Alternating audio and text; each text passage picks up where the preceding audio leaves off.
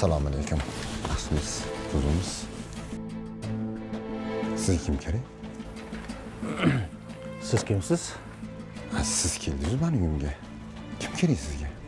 Meni uyim? Albatta meniki. Meni uyim? Kim bor edi? Canım kim aka? Tinchlikmi? Nima aka? Siz Ha, manjalaq. Azizaka. Men yo'g'imda o'ynash orttirib, uni uyga olib keldingmi? Ha aka, Qo'lingni ol. Qo'yib yuboring qo'limni. Iflos. Ha? Kim bu?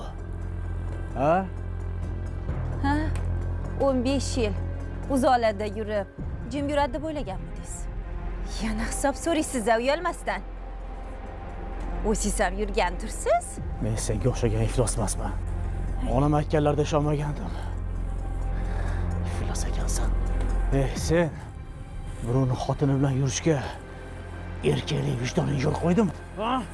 Men uyga aralashmang, men bilan gaplashing. Ha nima? Senlar bilan gaplashgani.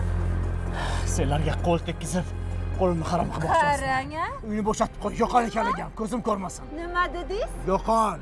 Qayerga yo'qolamiz? Ha? Qayerga yo'qolamiz? Uyni bo'sha. Qo'yasiz. Uy meni nomimda. Hamma narsa meni nomimda. Marhamat qilib, siz bu yerdan keting. Nima? Ha.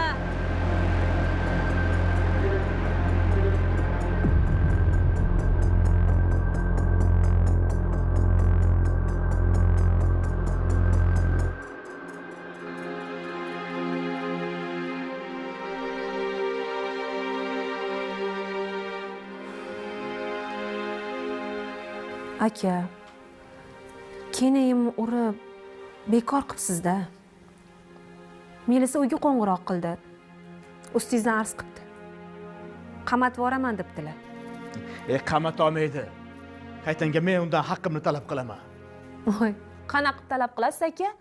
Axir pullarni kenayimni nomiga yuborgansiz. Ular pullarga uy, mashina olganlar. Albatta, uy ham, mashina ham hamma narsa ularning nomlarida.